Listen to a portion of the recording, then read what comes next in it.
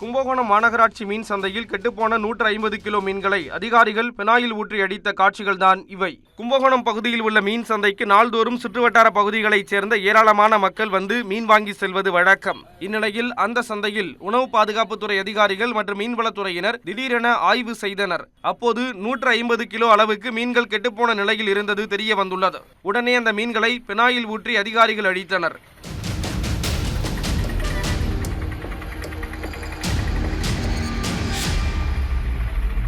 இந்த ஆய்வின் பொழுது சுமார் 150 கிலோ மதிப்பிலான மனித உணவுக்கு உகந்தது அற்ற பாதுகாப்பற்ற கெட்டுப்போன மீன்கள் பறிமுதல் செய்யப்பட்டு பினாயில் ஊற்றி அளிக்கப்பட்டது.